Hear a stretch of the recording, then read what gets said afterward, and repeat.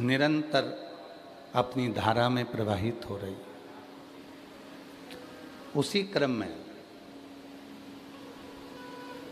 गंगा जी के तट पर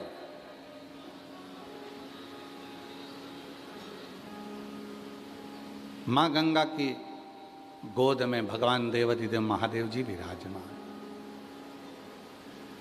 गंगा जी का तट है। एक बार मां गंगा जी के भीतर एक बात उत्पन्न हो गई कि ये संपूर्ण जगत का कल्याण अगर कर रही हूं तो मैं कर रही। और शिव पुराण क्या कहती है कि जब भगवान की शरण में रहो तो ये विचार मत करना कि सब मैं कर रहा हूं। प्रभु आपकी कृपा से सब काम हो रहा है। प्रभु आपकी कृपा से सब काम हो रहा है। करते हो भोले बाबा मेरा नाम हो रहा है। करते हो भोले बाबा मेरा नाम हो रहा है। प्रभु आपकी कृपा से सब काम हो रहा है। तो जो कुछ कर रहा है वो केवल शिव कर रहा है। अभी कल नहीं परसों के दिन की बात है। चतुर्वेदी जी और संजय केसरी जी दोनों अम्बाला वाले भी थे। अपन सब खड़े हुए थे तो हमने केसरी जी से कहा कि बड़ी कृपा है आप पर, बाबा की भी विश्वनाथ जी की भी, कि जहाँ कथा होती है वहाँ आप एक खंबे की तरह काम करते हो और आगे रहकर कार्य कर लेते हो। तो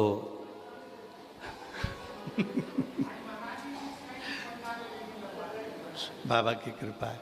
तो संजय केसरी जी बोले, बाबा जी, गुरु जी, हम कुछ नहीं करते पर इतना विश्वास है कि विश्वनाथ सब करवा देता है। ये विश्वास इसको साथ। उस समय पर चतुर्वेदी जी और अम्बाला वाले भी कहे, गुरु जी,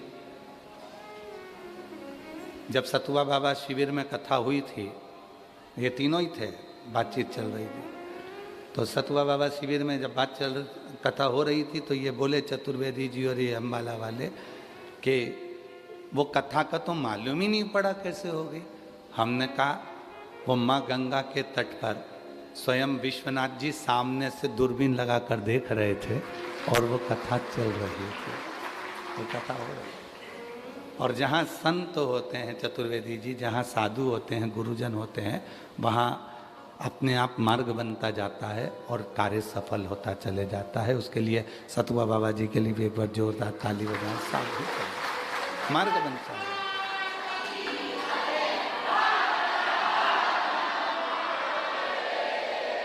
शिव तत्व है। तो गंगा जी के मन में यह भाव प्रकट हो गया कि मैं संसार के लोगों का उद्धार करती हूँ, मैं संसार के लोगों का उद्धार कर रही हूँ, मैं संसार के लोगों का कल्याण कर रही हूँ। पर शिव जी ने देखा कि गंगा भीतर से थोड़ा सा अभिमान लेकर आ गई है, थोड़ा सा। और वो तिल मात्र भी जो अभिमान होता है, तिनके के बराबर भी जो अहंकार होता है, वो व्यक्ति को बर्बाद कर देता। एक रत्ती का भी अहंकार यदि आपके अंदर है तो वो बर्बाद कर देता, वो नष्ट करने वाला। काया का, माया का, वैभव का, सत्ता का, कुर्सी का, पद का, प्रतिष्ठा का, यश का, ये अभिमान हमें बर्बाद कर देता। शिव जी के परम भक्त बनने वाले को सबसे पहली चीज चाहिए कि अपने भीतर के अहंकार को समाप्त करे। कामदेव ने क्या कह दिया था? किसकी समाधि तोड़ने की बात करते हो? शिव की। वो मेरा साड़ू भाई है, मेरा रिश्तेदार है। मैं रति का पति हूं तो वो सती का पति है। ससुर भी उसको नहीं गिनता। ये शब्द थे कामदेव जी के। कामदेव जी कह रहे हैं कि स्वयं दक्ष प्रजापति भी नहीं गिनता शिव जी को। देखो, एक बोलने का तरीका होता है कि दक्ष प्रजापति भी नहीं गिनते, तो उसमें एक समर्पण हो गया, सम्मान हो गया। पर जब शब्द आया कि दक्ष प्रजापति भी नहीं गिनता, तो वो शब्द अहंकार का आ गया। ते और ता दोनों में अंतर है, दोनों में अंतर।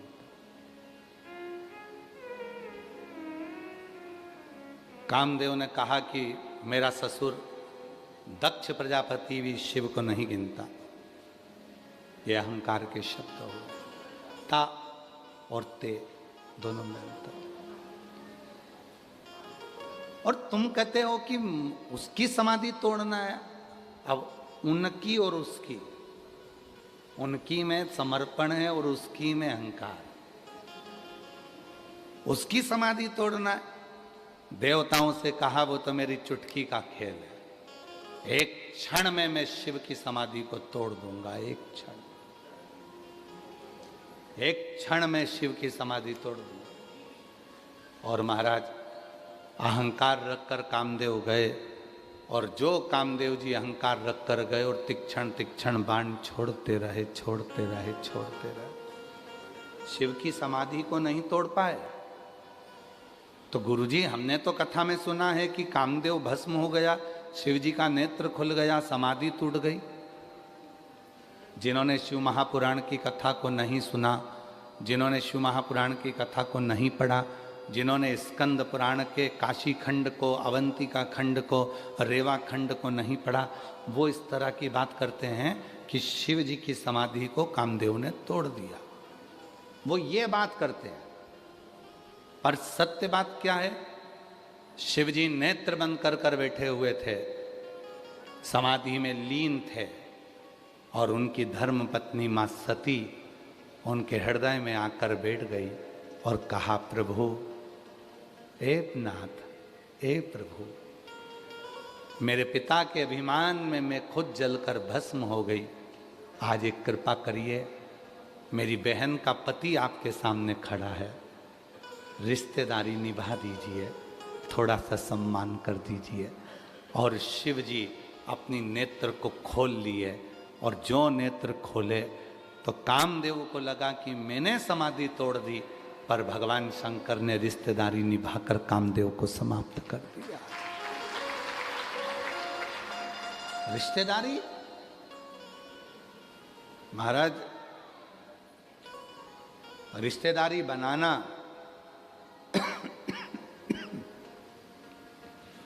और रिश्तेदारी निभाना दोनों में अंतर है। बनाना सरल है, निभाना कठिन है। रिश्तेदारी बनाने में टाइम नहीं लगता है। तुम हमारी बहन बन जाओ, तुम हमारे भाई बन जाओ, तुम हमारे काका बन जाओ, तुम्हारी काकी बन जाओ, तुम मामा बन जाओ, तुम फूफा बन जाओ, तुम हमारे दोस्त बन जाओ, तुम ये बन जाओ, तुम। रिश्तेदार बनना बहुत सरल काम है, पर रिश्तेदार बनकर अंतिम क्षण तक निभाना ये बहुत कठिन काम है।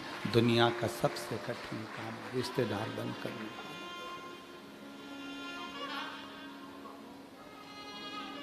और जितने रिश्तेदार संसार के बनते हैं, ये सब छूटने वाले होते हैं। और जब एक रिश्तेदार मेरा विश्वनाथ तुम्हारा बन जाता है, तो फिर वो छूटता नहीं है, वो अंतिम क्षण तक निभाता है। अंतिम क्षण वो रिश्तेदार है। और वो रिश्तेदार जब विश्वनाथ स्वयं बन गए, शिव स्वयं बन गए, तो फिर तुम्हें नहीं निभाना है, अब उसको निभाना, वो निभाए। और अंत समय प्रभु आना पड़ेगा, वचन दिया तो निभाना पड़ेगा। आए ना आए प्रभु कुटुंब कभी ना, अंत समय प्रभु आना पड़ेगा, वचन दिया तो निभाना पड़ेगा। अंत समय प्रभु आना पड़ेगा।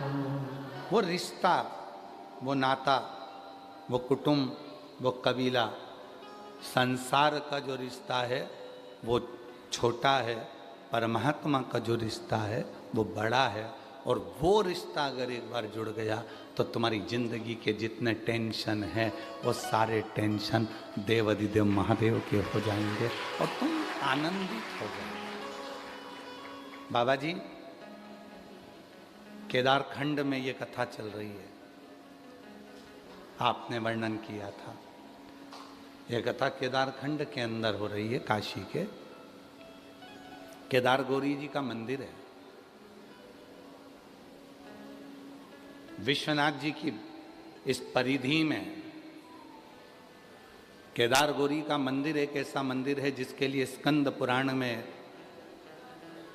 काशी खंड में लिखा है कि जब केदार गौरी के मंदिर के अंदर हम 7 कदम चल लेते हैं तो 7 जन्म के अश्वमेध यज्ञ का फल एक ही क्षण में प्राप्त हो जाता है, एक क्षण में प्राप्त हो जाता है। और जिस केदार खंड में कथा चल रही है, जिस केदार खंड में कथा चल रही है काशी के विश्वनाथ जी की कृपा से, केदार गौरी के उस केदार खंड में जो कथा चल रही है उसके लिए कहा गया कि व्यक्ति के जीवन के जो संचित पाप होते हैं, संचित पाप, कितना सुंदर वृत्तांत है। एक राहगीर काशी आया,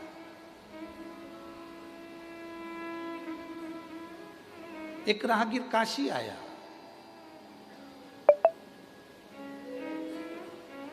पूरी काशी में भ्रमण किया।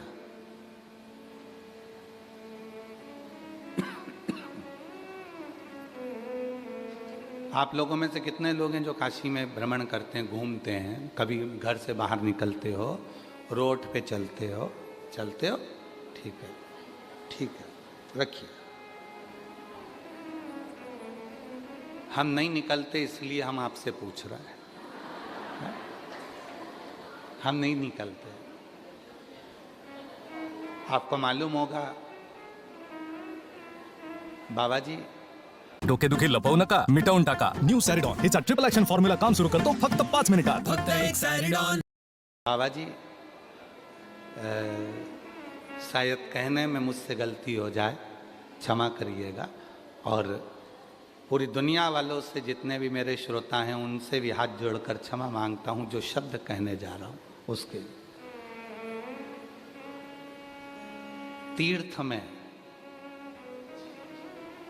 भजन करो, एक जगह बैठो, दर्शन करो, पर तीर्थ में व्यर्थ किसी गली मोहल्ले चौराहे पर ना घूमो।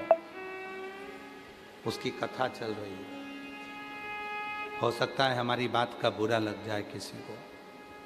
क्यों?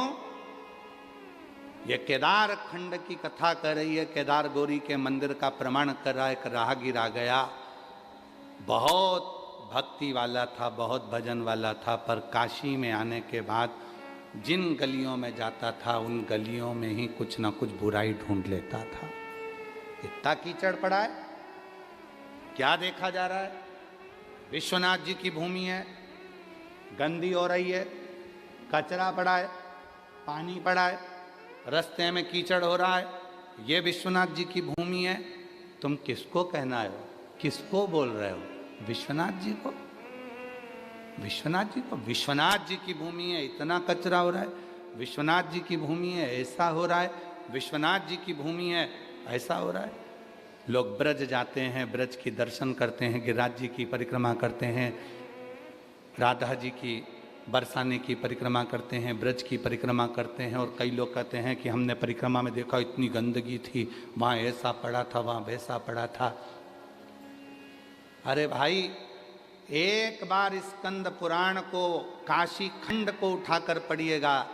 राहगीर की कथा कहती है, वो राहगीर आया था तप करने के लिए, आया था भजन करने के लिए, आया था काशी मंत्र जाप करने के लिए, पर वो स्थिर ना रहकर यहाँ वहाँ भ्रमण करा, और भ्रमण करने में उसने सब चीज़ों में गलत देखा। अंत में उसके शरीर में एक रोग हो गया, एक रोग, वो शरीर के एक रोग से ग्रसित हो गया। और रोग भी ऐसा था कि वो रोग साधारण नहीं था, उसका शरीर पूरा गलने लगा, पूरा शरीर। आप तो विश्वनाथ की धरा पर रहते हो तो आपको ये कथा याद होगी।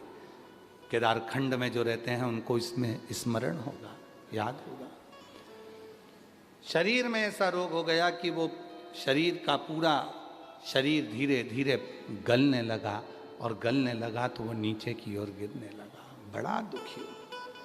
एक दिन गुहार करने लगा विश्वनाथ जी से, गंगा का स्नान कर कर, मैंने तो सुना था गंगा तरण तारण है, मैंने तो सुना था कि गंगा मुक्ति दे देती है, मैंने तो सुना था कि विश्वनाथ सबके संकट हर लेते हैं, दुख हर लेते हैं, कष्ट हर लेते हैं, इसलिए मैंने ये सुना था, पर मैं तो आज शरीर से ग्रसित हो गया। मैं शरीर से आज बीमारी से ग्रसित हो गया। ये क्यों, किस लिए? तभी एक संत निकल कर जा रहे थे गंगा स्नान कर कर, जो अपनी कुटिया से कभी बाहर नहीं निकलते थे। संत, साधु, सन्यासी, तपस्वी, साधक, उपासक, एक अच्छा शिव का भक्त जिस जगह पर रहता है, अगर काशी में आया है तो उसको दर्शन करना है, दर्शन करके सीधे अपने कक्ष में जाना है, फिर भजन में लग जाना है, फिर किसी दर्शन करने जाना है, सीधे कक्ष में जाना है, भजन में लग जाना है। वो इधर उधर भ्रमण करने के लिए नहीं जाता, वो घूमने के लिए नहीं जाता। हम भी नहीं निकलते बाबा जी, चंदन भैया, निकलना नहीं होता हमारा।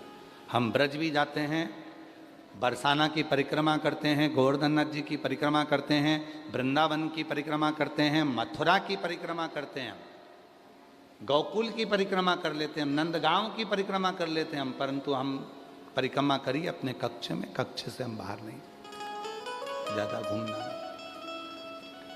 मैंने तो सुना था कि विश्वनाथ जी की भूमि पर आकर लोगों के दोष मिट जाते हैं, मेरे तो शरीर में रोग हो गए, शरीर में रोग। क्यों हुआ?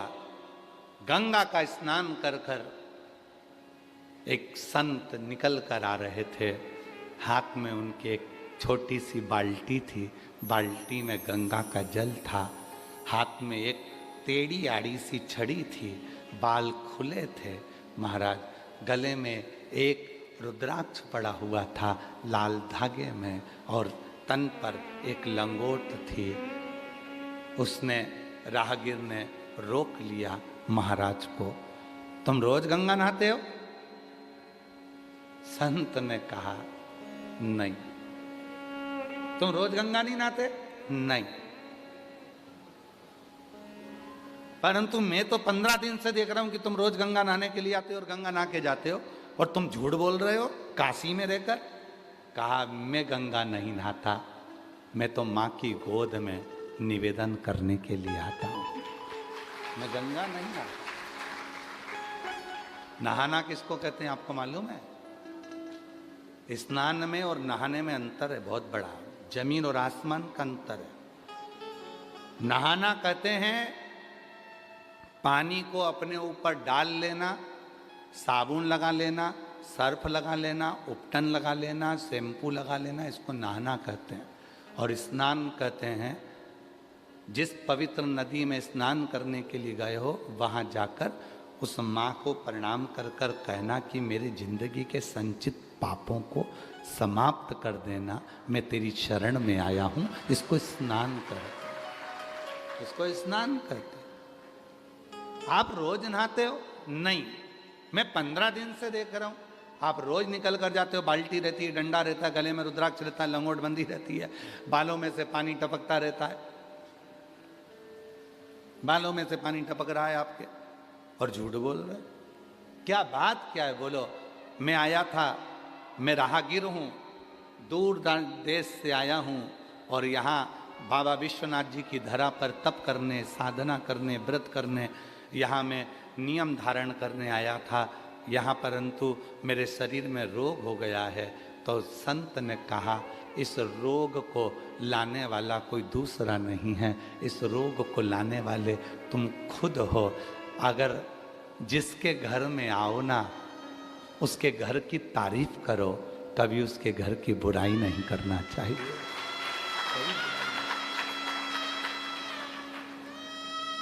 जो काशी में रहकर अगर काशी की बुराई करें, जो अवंतिकापुरी में रहकर अवंतिकापुरी की बुराई करें, जो सीहोर नगरी में रहकर बाबा कुबरेश्वर की भूमि पर रहकर ही सीहोर की बुराई करें, जो सोमनाथ में रहकर सोमनाथ की बुराई करें, जो ब्रज में रहकर ब्रज की बुराई करें, जो अयोध्या में रहकर अयोध्या की बुराई करें, समझ लेना उनके बराबर संसार में कोई नरक भोगने वाला नहीं होगा, उनके जैसा कोई पापी नहीं होगा।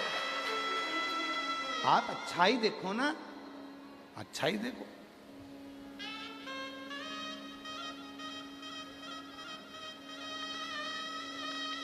एक लड़के की शादी एक लड़की से हो गई। चलो जाने दो, ये वाला प्रसंग बाद में सुनाएंगे। हम तो ये एक नया प्रसंग दे देते हैं।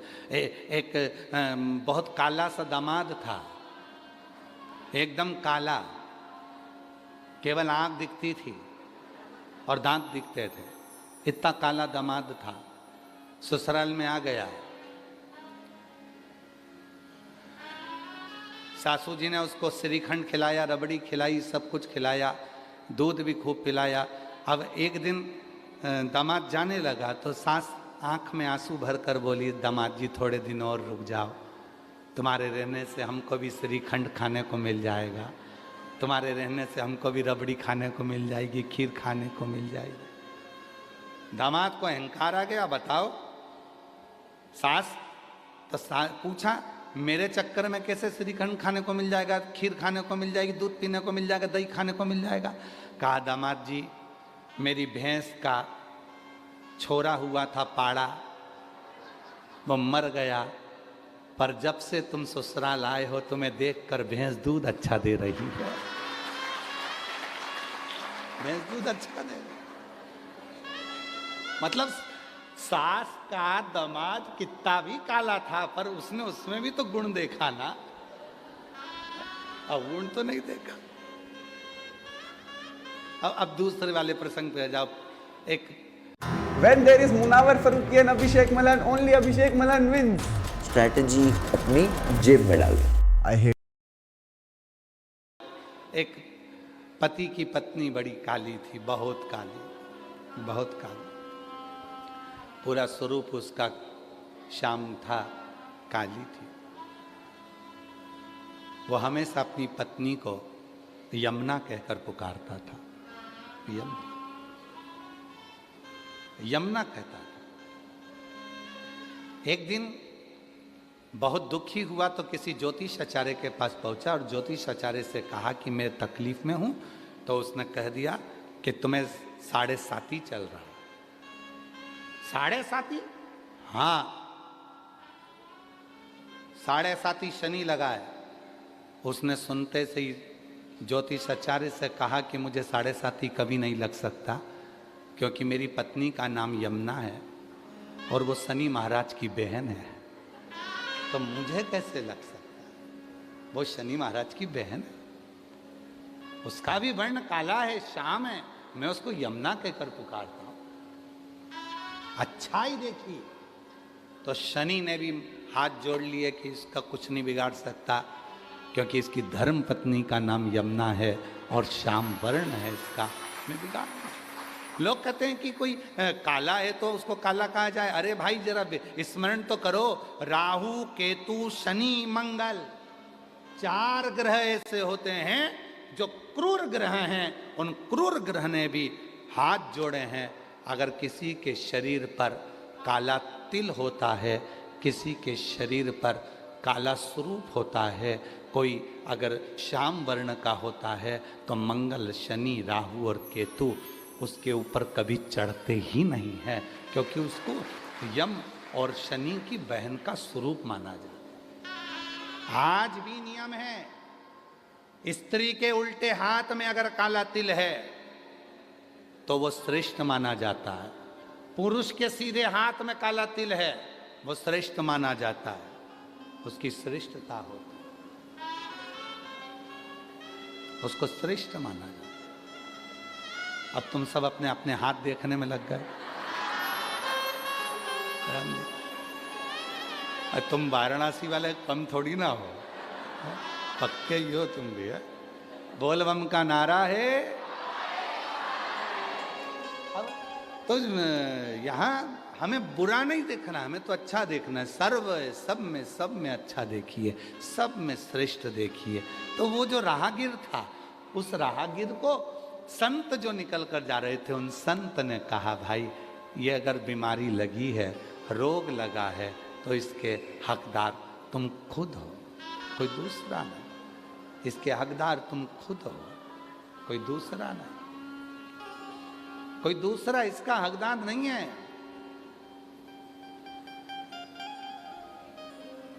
मैंने क्या गलती करी? तुमने एक गलती करी। क्या करने आए थे काशी में? भजन करने। क्या करने आए थे काशी में? साधना करने। क्या करने आए थे काशी में? शिव विश्वनाथ जी का भजन दर्शन करने के। क्या कर रहे हो? फिर वही वाली बात आ गई, हम तेरी दुनिया में आकर खो गए, हम तेरी दुनिया में आके खो गए, कर ना पाए हरि भजन और सो गए, कर ना पाए हरि भजन और सो गए। हम तेरी दुनिया में आके खो गए, हम तेरी दुनिया में आके खो गए, कर ना पाए हरि भजन और सो गए, कर ना पाए हरि भजन और सो। हम आए थे भजन करने के लिए, हम आए थे स्मरण करने के लिए, हम आए थे मंत्र जाप करने के लिए, हम आए थे नाम जाप करने के लिए, और खो गए। हाँ, काशी वालों से निवेदन है, ये कथा जो काशी के निवासी हैं उनके लिए नहीं है। जो काशी के निवासी हैं उनको तो बाहर निकलना पड़ेगा, जो काशी के निवासी हैं उनको तो बाजार जाना पड़ेगा, जो काशी के निवासी हैं उनको तो अपना कर्म करना पड़ेगा, जो काशी के निवासी हैं उनको तो काशी में जाकर काम करना पड़ेगा। और तुम जो काशी के निवासी हैं वो किसी काशी के निवासी नहीं, ये पूर्व में शंकर भगवान के फैमिली मेंबर हैं।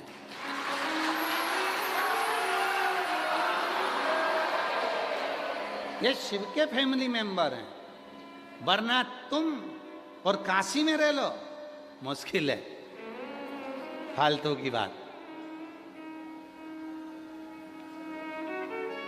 आप सब शिव जी के रिश्तेदार हो, पुराने जितने काशी के निवासी बैठे हुए हैं सब देवाधिदेव महादेव के रिश्तेदार हैं, सब जितने भी हैं।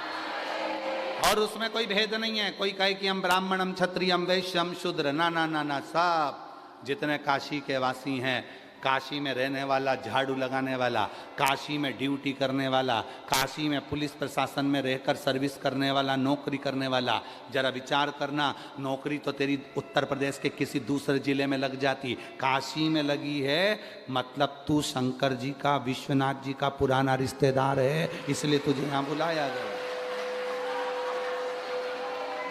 एक नियम चलता है, आप लोगों को एक नियम चलता है, जब जो मंत्री बैठता है, जो राजा बैठता है, जो मुख्यमंत्री बैठता है, जो राजा बैठता है, वो अपने जिले में अपने खास आदमी को रखता है। तो यहाँ विश्वनाथ जी सब कुछ है, तो तुम सब खास हो, इसलिए तुम्हें यहाँ रखा, तुम सब खास। अच्छा, तुम्हें अकड़ तो बहुत रहती होगी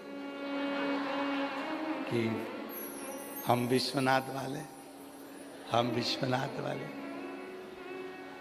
और होना भी चाहिए जी। अगर अकड़ करो, थोड़ा सा अहंकार करो, तो करना अपने विश्वनाथ पर। क्या देखा तुमने, हमसे ज़्यादा भिड़ना मिड़ना मती, और फालतू की बात हमसे करना मती। हम तो विश्वनाथ वाले हैं, मणिकर्णिका की इतनी सी भी राख उठा लेंगे और विश्वनाथ का नाम लेके ऐसे फेंक दूंगी ना, तो दिखेगी नहीं। हमसे मत भिड़ना तू, हम विश्वनाथ वाले, हम तो बाबा के भरोसे हम तो बाबा के भरोसे चलते हैं। ये दुनिया वाले जलते, ये दुनिया वाले चलते हैं। हम तो बाबा के भरोसे चलते, हम तो बाबा के भरोसे चलते हैं। बाबा ने हमको चलना सिखाया, बाबा ने हमको चलना सिखाया, सब भक्तों से मिल